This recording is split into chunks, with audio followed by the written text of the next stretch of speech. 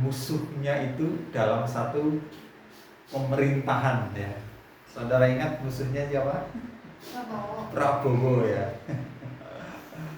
Dia adalah musuh, kalau boleh dikatakan berapa kali tanding ya, dia kalah terus, tetapi dia tetap ngotot, dan akhirnya Pak Jokowi di tahun yang kedua dia melibatkan ya, musuhnya untuk tinggal dalam satu pemerintahan. Saya tidak tahu apa yang ada dalam diri Pak Jokowi ya. Kenapa dia kok berani mengambil keputusan itu untuk membawa musuh dalam arti perpolitikan itu untuk ada di dalam. Tetapi setelah jalannya waktu, justru dengan yang dilakukan oleh Jokowi, itu saya lihat ada perubahan yang sangat luar biasa yang terjadi di dalam diri musuhnya itu sendiri. Kalau saudara boleh lihat adalah ketika pencalonan presiden di masa-masa yang kemarin. Kalau sebelumnya mungkin kita lihat bahwa Pak Prabowo adalah orang yang temperamen ya, boleh dikatakan. Dia orangnya suka meledak ya. Tapi kalau Bapak Ibu mengamati setelah dia gabung dengan Jokowi, saudara pasti saya melihat ada perubahan dari dirinya. Dia sepertinya dia mencontek Jokowi sampai sekarang ini. Tidak tahu yang kedepannya, tapi sampai sekarang ini saya melihat bahwa dia mencontek, ingin menjadi seperti Jokowi. Dan Jokowi tidak merasa bahwa dia nanti akan dikhianati dalam pemerintahannya, tapi dia sungguh-sungguh merangkul daripada yang namanya Pak Prabowo ini, sehingga pemerintahannya itu boleh berjalan. Bahkan ada beberapa penghargaan yang diberikan kepada Menteri Pertahanan ya. Yang mungkin saya tidak tahu secara persis, tapi ada penghargaan yang diberikan kepada Pak Prabowo. Dia adalah seorang menteri yang lawan politiknya. Luar biasa Jokowi, kalau saya boleh katakan. Ada orang yang mengatakan ya Jokowi jangan kayak Gusti Allah, mampu merangkul musuh. Dia tidak takut sama sekali ya. Takut ngombok pemerintahannya di seleweng namo, tadi ada imbas gara-gara pemerintahanmu, gara-gara kamu jadi presiden semua jadi berantakan. Tapi dia tidak merasa takut. Dia justru menempatkan sebagai Prabowo itu di tempat kementerian yang sangat strategis. Dan saudara yang dikasih Tuhan, kita lihat ada apa di situ. Kalau saya boleh katakan, ada rekonsiliasi, ada pelukan di dalam diri Prabowo dan Pak Jokowi. Dan Pak Jokowi tidak menganggap Pak Prabowo itu adalah sebagai musuhnya, sebagai orang yang mungkin dapat membocorkan program-programnya, yang mungkin dapat menggembosi, mungkin dapat membuat celaka pemerintahannya. Tapi saya melihat sampai saat ini, tidak tahu sampai ke depan, Jokowi seolah-olah dia merangkul. Kalau orang yang tidak punya hati, saya kira musuhku kok tendang, atau mungkin akan dikunci supaya bagaimana kamu tidak akan bisa mengalami yang namanya kemenangan. Manusia pada dasarnya adalah seperti itu. Musuh kita kalau bisa seumur hidup dia mengalami yang namanya penurunan. Tetapi dia tidak seperti itu. Kalau dalam media alasannya ya kita membangun bangsa negara. Saudara yang terkasih dalam Tuhan Yesus Kristus, penting sekali yang namanya perdamaian dan rekonsiliasi. kita akan belajar pada hari ini adalah pentingnya perdamaian. Pentingnya perdamaian. Nats kita hari ini adalah dari Kejadian pasal 32 dan 33. Pentingnya perdamaian.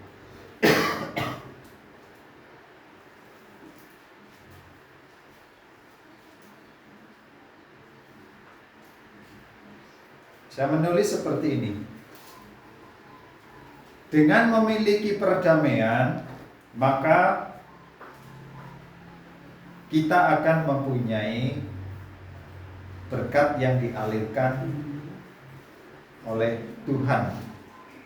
Dengan memiliki perdamaian atau mendapatkan perdamaian, maka kita akan mendapatkan berkat yang berlimpah dari Tuhan.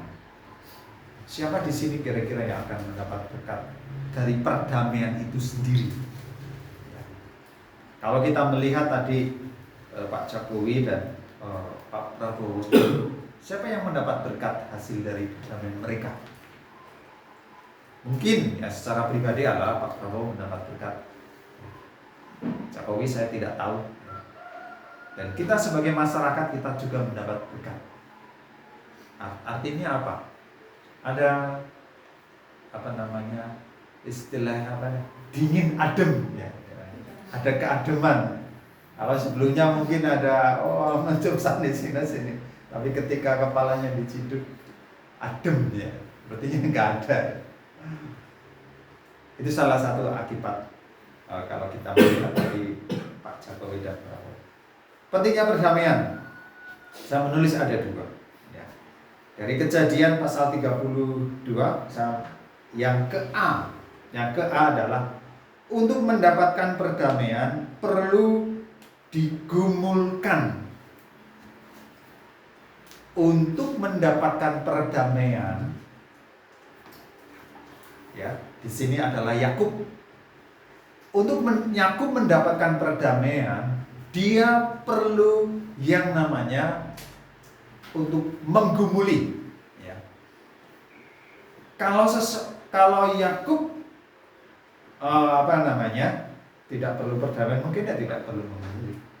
Tapi di sini kita melihat bagaimana Yakub dia membutuhkan perdamaian itu, dan perdamaian itu Yakub dia harus bergelut, dia harus bergumul dengan siapa? Pemilik perdamaian itu. Dia adalah Tuhan. Yakub di sini dia perlu bergelut dengan Tuhan, dan dia juga bergelut dengan dirinya sendiri. Bagaimana saya akan mendapatkan perdamaian? Hal yang pertama yang dilakukan, saya akan membacakan saya akan refleks ke belakang ya. Kalau di pasal 27 Kejadian pasal 27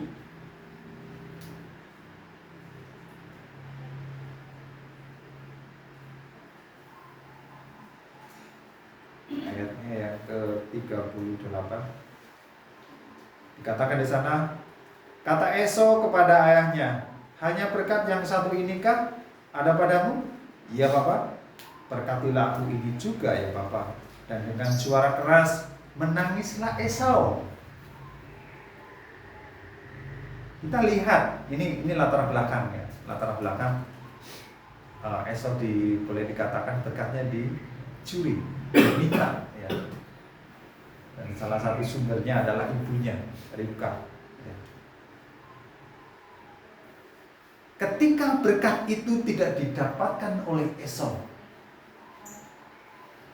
dia masih apa orangnya berkat Lia, berkatilah aku, walaupun hanya secuil ya. Esau minta berkat sedikit aja. Dia sepertinya masih berkat yang seharusnya dia terima, tetapi dia tidak mendapatkan, dan seolah-olah kalau saya menggambarkan dengan diri setitik baik, berkatilah aku Bapa.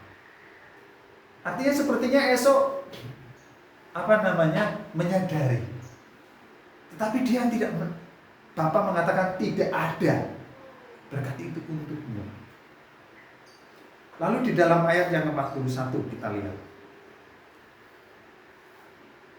Esau menaruh dendam kepada Yakub karena berkat yang telah diberikan oleh ayahnya kepadanya. Lalu ia berkata kepada dirinya sendiri, hari-hari berkabung karena kematian ayahku itu tidak akan lama lagi. Pada waktu itulah Yakub adikku akan kubunuh. Ada gejolak dendam. Ini dendam yang sangat luar biasa yang dimiliki oleh Esau. Dan Ribka mendengarnya, dan Esau Yakub disuruh pergi, akan membunuh Yakub yang telah meminta dari berkatnya itu. Karena itu Yakub pergi meninggalkan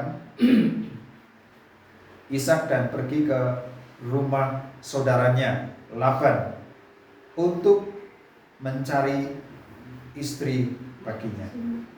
Dan di dalam pasal yang ke-32 Yakub bergumul dan berdoa kepada Tuhan ketika dia ingin kembali selama berapa tahun ada di tempatnya Laban. Dia ingin kembali kepada kakaknya yang pernah menjadi musuhnya, dan dia juga pernah mendengar istilahnya yang pasti Yakub dia pernah mendengar dari ibunya, kamu itu akan dibunuh. Tetapi apa sekarang yang ada dalam hati Yakub? Yakub mempunyai kerinduan untuk bertemu kepada orang yang akan membunuhnya.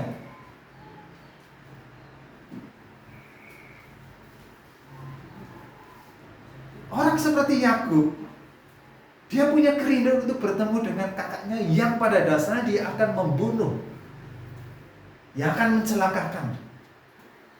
Siapa yang ada dalam diri Yakub itu? Hati seperti apa yang ada dalam diri Yakub itu? Kita lihat, Yakub memang punya plan, punya rencana secara manusia.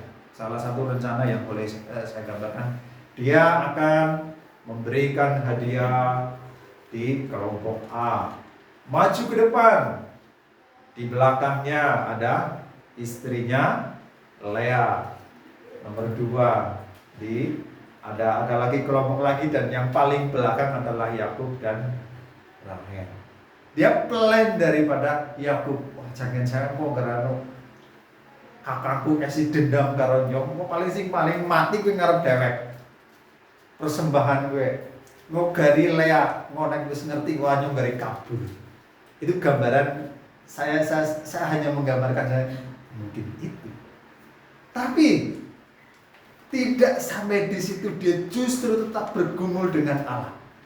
Kita lihat, kalau Bapak Ibu melihat di dalam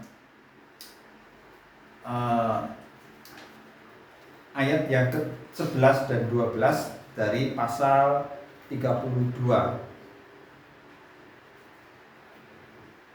Ya. Ini pasal 32 ayat 11 dan 12. Lepaskanlah kiranya aku dari tangan kakakku, dari tangan Esau, sebab aku takut kepadanya. Jangan-jangan ia datang membunuh aku, juga ibu-ibu dengan anak-anaknya. Bukankah kau telah berfirman, tentu aku akan berbuat baik kepadamu dan menjadikan keturunanmu sebagai pasir di laut yang karena banyaknya tidak dapat dihitung. Di sini Yakub dia minta pertolongan dengan siapa? Dengan Tuhan. Di samping dia minta pertolongan dengan Tuhan, apalagi dia menangkap janji Tuhan. Dia mau memegang, bukankah engkau pernah berkata, Gusti Allah kowe tahu janji karo nyong. Seperti dia percaya kepada janjinya itu pasti akan didengar. Lalu ayat 22 sampai 32. Ya. Ini pergumulan yang dilakukan. Kita akan membaca bersama-sama, saya ayat 22, Bapak Ibu ayat 23, terus bergantian sampai ayat 32. Akan dimulai dari saya terlebih dahulu. Pada malam itu Yakub bangun dan ia membawa kedua istrinya, kedua budaknya perempuan dan ke-11 anaknya dan menyeberang di tempat penyeberangan sungai Yabok. Sesudah ia menyeberangkan mereka, ia menyeberangkan juga saudara miliknya. Lalu tinggallah Yakub seorang diri dengan seorang laki-laki, bergulat dengan dia sampai fajar menyingsing. Ketika orang itu melihat bahwa ia tidak dapat mengalahkannya, ia memukul sendi pangkal paha Yakub, sehingga sendi pangkal paha itu terpelecak. Ketika ia bergulat dengan orang itu. Lalu kata orang itu, biarkanlah aku pergi, karena fajar telah menyingsing. Sahut Yakub, aku tidak akan membiarkan engkau pergi jika engkau tidak memberkati aku. Bertanyalah orang itu kepadanya, siapakah namamu? Sahutnya, Yakub. Lalu kata orang itu, namamu tidak akan disebut lagi Yakub, tetapi Israel, sebab engkau telah bergumul melawan Allah dan manusia, dan engkau menang. Bertanyalah Yakub, katakanlah juga namamu. Tetapi sahutnya, mengapa engkau menanyakan namaku? Lalu diberkatinya Yakub di situ. Yakub menaik tempat itu Peniel, sebab katanya, aku telah melihat Allah berhadapan muka, tetapi nyawaku tertolong. Lalu teranglah kepadanya matahari terbit ketika dia telah melewati Peniel, dan Yakub pun matahari. Itulah sebabnya sampai sekarang orang Israel tidak memakan daging yang menutupi sendi pangkal paha, karena dia telah memukul sendi pangkal paha Yakub dan otot pangkal pahanya. Ini satu pergumulan yang dimiliki oleh Yakub. Yakub mengatakan dalam nats ini mengatakan ayat mana tadi?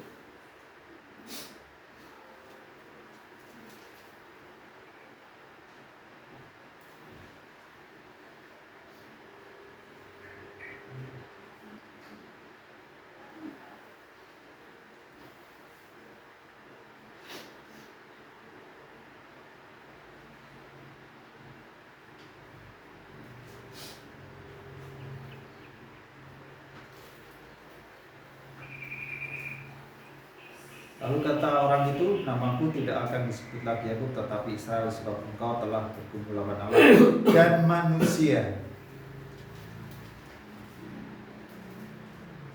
Pergumulan.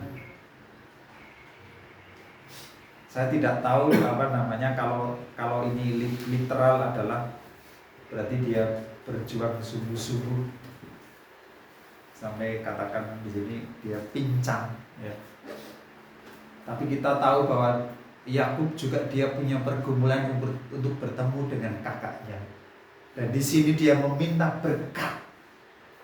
Dan siapa yang bisa memberkati? Manusia? Bukan. Yang dapat memberkati, yang dapat memberi kekuatan hanyalah Tuhan. Kalau pada waktu perjanjian lama mungkin masih bisa bentuk seperti malaikat, ya. Seperti waktu Abraham didatangi oleh malaikat bahwa Sarah akan hamil, ya, itu salah satunya. Dan juga Musa ketika bertemu semak duri, ya, itu juga dalam bentuk malaikat. Di sini Yakub dia bergumul dengan Allah, dia bergulat dengan Allah. Seolah-olah kalau saya membawa, kalau saya membahasakan dengan bahasa saya, pergumulan yang berat itu dia sampaikan kepada Tuhan. Dan akhirnya dia mendapat jawaban dari Tuhan akan pergumulan itu. Yakub, dia bergumul keras untuk mendapatkan perdamaian dari kakaknya. Kita tidak tahu bentuk pergumulan kita masing-masing. Mungkin kita punya bentuk pergumulan yang berbeda-beda. Tetapi untuk menghadapi itu, saudara yang dikasih Tuhan, tidak hanya membutuhkan hikmat manusia, tapi seseorang dia harus punya pergumulan dengan Tuhan. Dia harus bergulat dengan Tuhan. Dia harus berkomunikasi dengan Tuhan. Kalau kita tidak pernah bergumul dengan Tuhan, kita tidak pernah membawa persoalan itu kepada Tuhan, mungkin saudara akan merasakan ringan, tapi itu hanya sebentar. Tapi di saat seseorang membawa pergumulan itu kepada Tuhan, itu akan ada ketenangan. Plong, akan ada jawaban. Tentunya bagaimana Yakub ketika dia tadi menagih janji, bukankah engkau yang akan membuat kami, keturunan kami seperti bintang di langit. Dia percaya dengan janjinya, mengimani dengan apa yang dijanjikan oleh Tuhan. Tetapi dia juga bergumul dengan Tuhan. Jadi untuk mendapatkan perdamaian dengan kakaknya Yakub yang pada dasarnya musuhnya, Yakub dia harus bergumul dengan Tuhan. Saudara yang dikasih Tuhan, saya ingin mengajak kita semua. Apakah kita punya pergumulan? Besar, kecil? Ayo, bawalah pergumulan itu kepada Tuhan. Sampai kita mendapatkan jawaban ya. Ya boleh atau ya tidak. Bawa pergumulan itu kepada Tuhan. Jangan sampai lelah. Ya. Beberapa hari yang lalu saya berdoa dan saya diingatkan. Kamu lupa kamu pernah mendoakan ini, kamu lama gak mendoakan. Itu muncul dalam pikiran saya. Ya Tuhan, aku akui, aku lama gak mendoakan si A, si B. Dan seharusnya saya bergumul terus untuk hal itu. Bergumul terus dengan Tuhan, percaya terus dengan Tuhan. Sebagaimana Yakub aku percaya Tuhan kau akan memberkatiku. Aku tidak mungkin akan dibunuh oleh kakakku. Karena dari akulah keturunan itu akan muncul seperti bintang di langit. Dia memegang akan janji Tuhan itu. Ayo saudara yang dikasih Tuhan, hari-hari ini milikilah untuk bergumul dengan Tuhan. Persekutuan dengan Tuhan itu sangat penting. Saya selalu menyerukan, walaupun di dalam tengah-tengah keluarga kami mungkin belum seperti yang kami harapkan, tapi setidaknya ada setitik kecil yang melatih untuk kita terus bergumul dengan Tuhan. Ada satu program yang kita lewati bersama tentang pemerintah itu adalah milikilah saat teduh. Mentor Pak Narti dia pernah mengatakan seperti ini. Nek nyong dongan nang kasur gue kok jagong kok saya ngatur kelebak maning. Terus rahasianya dia katanya, aku menuju ke depan teras dan duduk di kursi teras itu sambil melihat pagi kan mungkin sudah banyak orang lalu. Dia hanya duduk di situ dan dia katanya berdoa. Dia bergumul dengan Tuhan. Tujuannya supaya dia enggak ngantuk. Dan apa yang dapat dinikmati dari dia? Saya menikmatinya. Walaupun pada hati sakit, tapi dia mengajar dan saya dapat menikmati roti hidup yang ada dalam dirinya. Artinya orang yang bergumul dengan Tuhan, mungkin dia tidak merasa enak, tapi bisa dinikmati oleh orang lain. Renyah temen dia, enak temen, gurih temen Pak Narti. Saya berapa kali ngomong dengan Pak Beni dan Guru bising teriak mesti diberkati. Guru yang sakit tapi saya yang diberkati. Guru sudah melewati dan bersyukur hari ini sehat terus. Amin. Ayo, kalau kita punya pergumulan, kalau kita punya indah di dalam Tuhan, orang pusing nikmati, orang lain juga dapat menikmati. Banyak di sini. Salah satu yang berteguh yang bercucuran air mata, saya yang memberkati. Orang yang bergumul dengan Tuhan, dia akan dapat dinikmati oleh orang lain. Yakub betapa dia bergumul untuk mempunyai keberanian bertemu dengan kakaknya. Gak mudah. Mungkin juga dia sudah terbayang mungkin nyongkwe mati. Salah satunya dia dengan menempatkan pasukan 1, 2, 3 dan dia paling belakang siap-siap. Itu menunjukkan bagaimana dia takut untuk bertemu dengan kakaknya. Tapi pergumulan itu dia menang dengan Allah dan dia yakin dengan janjinya. Ayo milikilah bahwa kita memegang janji Tuhan itu di dalam pergumulan kita. Di dalam dunia ini tidak ada yang sulit bagi kita sebagai orang percaya. Apapun kondisi kita, apapun keadaan kita, kita pasti akan punya kemenangan. Tidak ada kata yang namanya terlambat. Satu kesaksian. Hari kemarin Pak Roso datang ke tempat ini dan dia mengatakan salah satu pergumulannya adalah nyungkuin doa kena kakangnya ya Pak. Kakangku sing barep men kembali kalau keluarganya. Cuma berapa tahun Bapak itu? Dia mengatakan kakaknya memang PNS, terus dia pisah Bapak Ibu, pisah nggak satu rumah, pisah. Tetapi dia mengatakan, ngerti orang, aku sudah pirang tahun donga, bene wingi, dan kakakku balik mari bojone sing pertama, sampai sudah punya cucu dan segala macam. Coba bayangkan, mustahil. Tapi itulah Tuhan, itulah jawaban Tuhan. Yang sudah terpisah begitu lama, bahkan sudah tua lah, udah usia tua. Tetapi ketika mereka kembali, masih ada rekonsiliasi, masih ada mengampuni satu dengan yang lainnya. Sudah punya cucu dan lain sebagainya. Coba bayangkan, siapa kalau bukan Tuhan berani kembali lah, yang mesti izin lah, yang mesti suwe orang tengorok. Tapi dia mampu untuk kembali dan tinggal di dalam satu rumah yang dulu pernah dia tinggal dengan istri. Siapa yang melakukan itu kalau bukan hati Tuhan?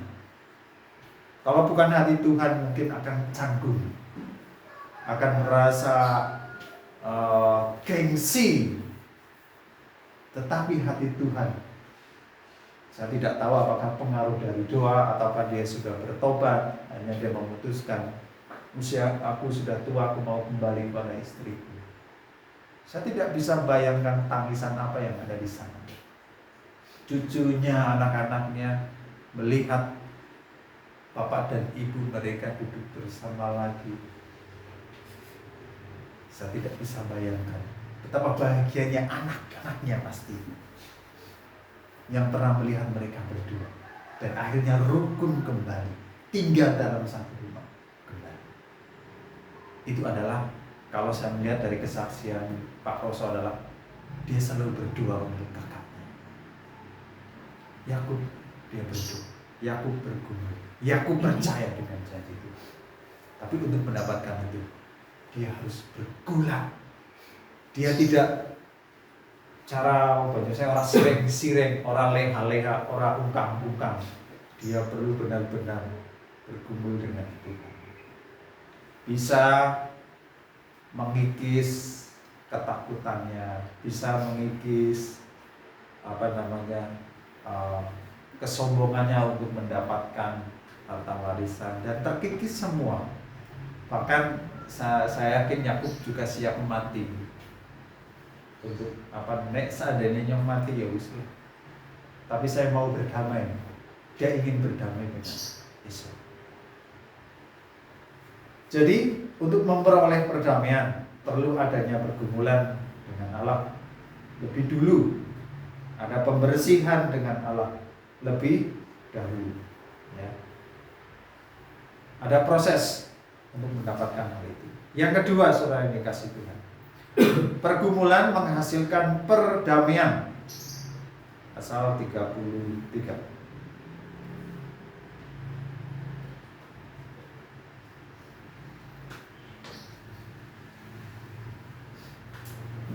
ayat 4 dan 5. Pasal 33 ayat 4 dan 5.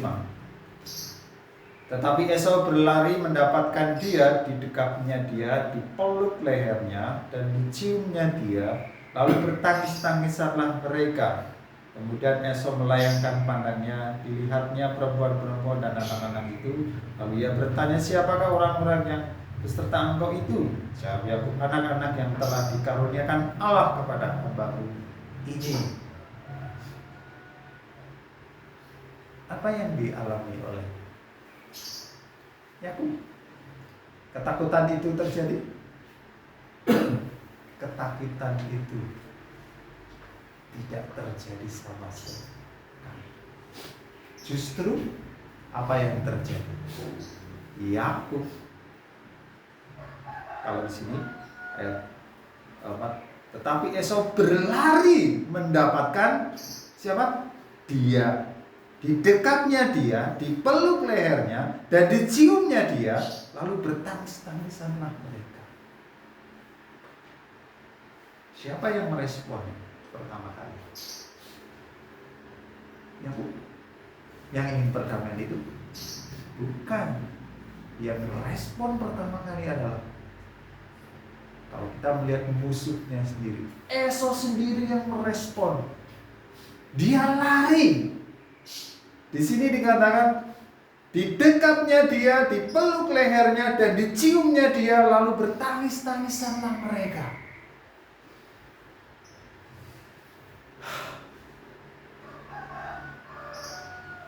Perdamaian itu didapatkan.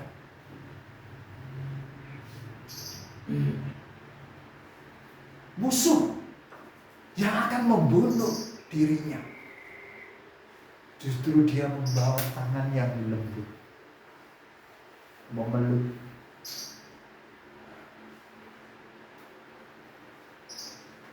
Dan siapa yang melakukan?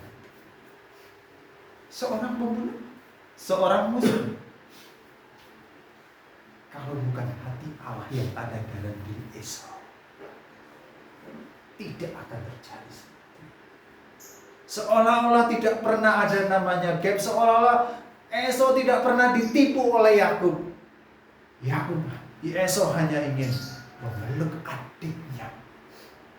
Seolah-olah harta itu tidak berarti. Seolah-olah warisan itu tidak berarti, tapi yang berarti bagi Esau adalah adiknya sendiri, cukup bagi dia. Saudara yang dikasihi Tuhan, betapa luar biasanya. Yakub luar biasa, Esau juga luar biasa. Rontok semua. Kalau saya mendengar akan hal ini. Ini orang yang telah bergumul dengan Tuhan mendapatkan apa yang terlintas dalam pikiran yang tidak pernah terjadi. Pergumulan Yakub. Kita tidak tahu karena tidak ditulis apakah Esau juga selalu mengingat-ingat akan adiknya. Kita tidak tahu. Apakah dia juga punya kerinduan untuk bertemu dengan adiknya? Kita tidak tahu. Tetapi di sini semua itu kita mau melihat bagaimana rekonsiliasi yang luar biasa. Di dalam ayat yang ke-10. Tetapi kata Yakub, janganlah kiranya demikian. Jikalau aku telah mendapat kasih-Mu, terimalah persembahanku ini dari tanganku, karena memang melihat muka-Mu adalah bagiku serasa melihat wajah Allah, dan Engkau pun berkenan. Yakub mengatakan, ketika aku melihat engkau, kataku Esau, serasa aku itu melihat Allah. Artinya apa? Allah yang penuh dengan pengampunan luar biasa. Saya tidak bisa bayangkan ketika Yakub dia bergumul dengan seorang malaikat tadi, dia bergulat dan dia mengatakan, aku bergumul sepanjang malam tetapi aku selamat. Aku tidak mengalami kematian dengan Allah itu. Dan kita lihat Yakub ketika melihat belas kasihan yang diberikan oleh Esau kepada dunia, dia seperti melihat di dalam diri kakakku itu bukan musuh. Di dalam diri kakakku ternyata ada kasih yang luar biasa. Dan siapa yang melakukan itu? Hanya Allah yang mampu melakukan hal itu.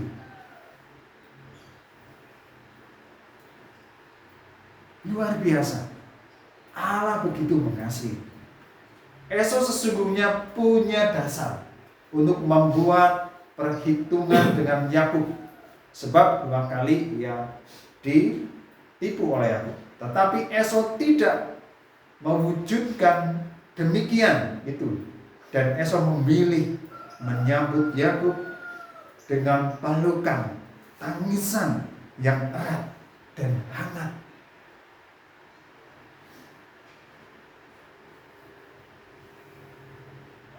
Kita sesungguhnya seperti apa?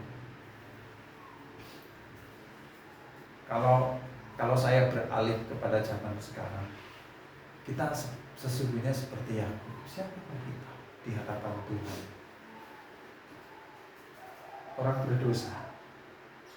Mungkin kita pernah menipu, kita menyakiti istri, kita menyakiti suami, kita menyakiti anak, kakak, adik. Kita pernah melakukan hal itu, dan kita layak untuk mendapatkan hukuman. Tapi Tuhan tidak memperhitungkan kamu pernah dosa mencuri, kamu pernah dosa menyakiti, kamu akan kubalas menyakiti. Kamu pernah menipu, kamu akan kubalas menipu. Tapi Tuhan tidak seperti itu. Tuhan dia memeluk kita, dan Tuhan melupakan segala dosa-dosa kita. Ayo jagalah pergumulan kita dengan Tuhan. Nikmatilah pergumulan kita dengan Tuhan. Jangan hanya waktu di sini. Ketika saudara pulang, buat manage waktu untuk bergumul dengan. Nikmatilah pengampunan yang dari Tuhan yang luar biasa. Saya yakin kalau saudara mampu menikmati persekutuan dengan Tuhan, waktu 5 menit, serasa 1 detik, setengah jam, serasa baru 5 menit. Ayo, jangan hanya kita menikmati apa yang isi dunia ini aja, tapi nikmatilah kemenangan, sukacita, dan damai yang diberikan oleh Tuhan itu. Jika kita gambarkan Yesus sebagai Tuhan yang patut menghukum kita, orang berdosa, dan Yakub adalah kita orang yang berdosa, layak untuk dihukum. Tapi atas karunia Allah, Tuhan menunjukkan belas kasihan-Nya kepada kita melalui Yesus Kristus. Dia melepaskan hukuman itu kepada Yesus Kristus. Ayo saudara yang dikasih Tuhan, bangkitlah semangat. Ayo temukanlah Tuhan. Nikmatilah pergumulan dengan Tuhan. Kalau saudara mampu menikmati pergumulan dengan Tuhan, saudara akan mampu menikmati dekapan Yakub didekap oleh Esau. Bukan saudara yang lari kepada Esau, bukan Yakub yang lari kepada Esau, tetapi Esau yang lari kepada Yakub. Dicium, dipeluk, ditepuk, bukan ditampar loh, bukan ditendang, bukan karena kamu menipu, ini akibatnya kamu akan dihukum. Tidak. Karena itu Yakub tidak bisa berkata-kata. Dia hanya berkata, aku melihat engkau seperti melihat wajah Allah. Ayo saudara, nikmatilah itu. Dan itu hanya ada di dalam pergumulan saudara. Itu hanya ada dalam pergumulan kita dengan Tuhan. Kalau kita melakukan aktivitas sehari-hari sibuk, kita tidak akan menikmati yang namanya pelukan antara Yakub dan Esau. Saudara tidak akan bisa menangis kalau saudara tidak menikmati pelukan dengan Tuhan. Saudara akan hanya memikirkan yang ada dalam dunia ini aja. Dan kita tidak akan bisa menikmati betapa nikmatnya pengampunan yang dari Tuhan. Saya tidak bisa bayangkan Pak Prabowo yang begitu musuhnya, tapi Jokowi mampu merangkul dia. Dan hanya ada senyum, dan hanya ada tepuk, dan kita lihat Pak Prabowo tidak untuk sekarang ini temperamen itu tidak saya lihat. Entah ke depan saya tidak tahu, tapi sampai hari ini saya mau katakan, kalau yang suka lihat TikTok meme-meme tentang ketika Prabowo dikasih jas nilai sekian, apa yang saudara lihat dalam meme itu? Meme itu dalam media sosial Pak Prabowo hanya seperti apa? Diam. Dia tidak berkutik dan dia tidak melawan. Sebenarnya dia punya kesempatan, tetapi dia hanya diam dalam meme-meme itu. Ayo saudara nikmatilah.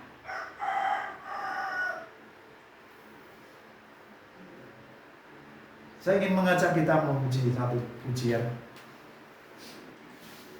Lagu seperti Bapa Sayang Anaknya.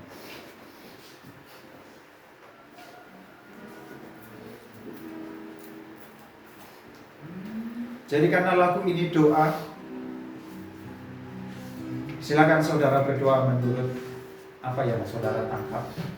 Boleh saudara berdoa, boleh saudara menyanyi, boleh saudara juga diam menikmati betapa Bapa mengasihi saudara, betapa Bapa merangkul saudara, betapa Bapa merindukan untuk engkau kembali dan punya persekutuan dengan kamu.